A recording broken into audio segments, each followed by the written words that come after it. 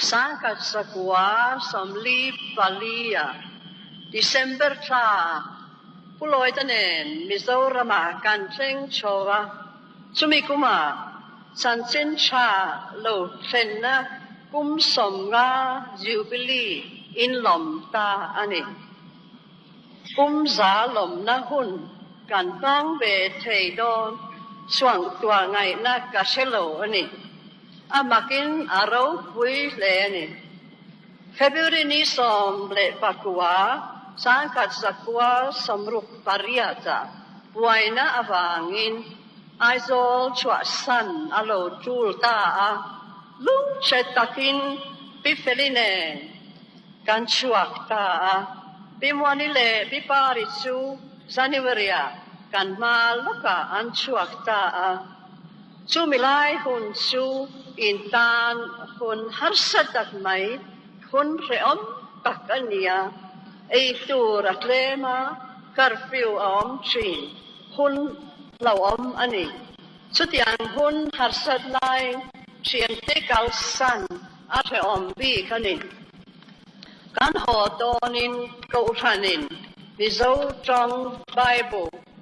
welsrama mission officer da turin min pea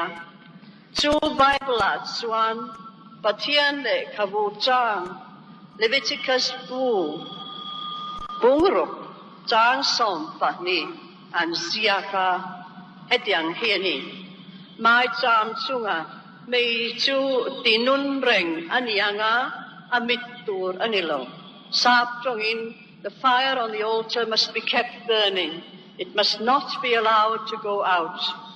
Chu tu chuan karilu atihar lea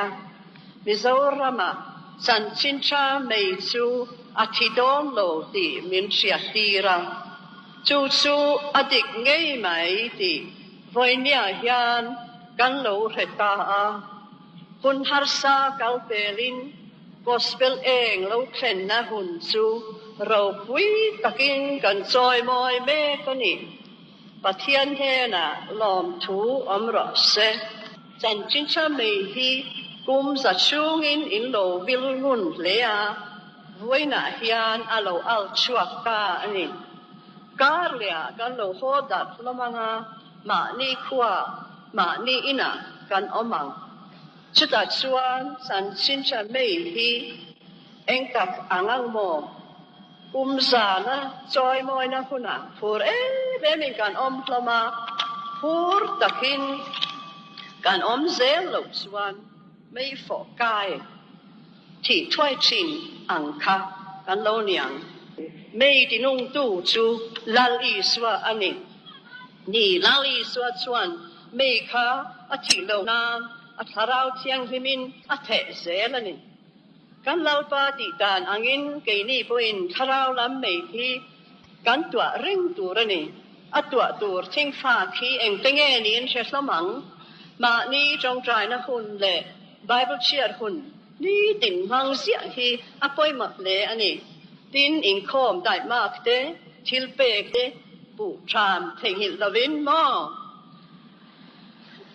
dam lo lu sun lo te sinat program sang siat pui tu ni aniang thil pakhat theng hil lo tu ra oma tharau me chu thing fa sang in tua mai ila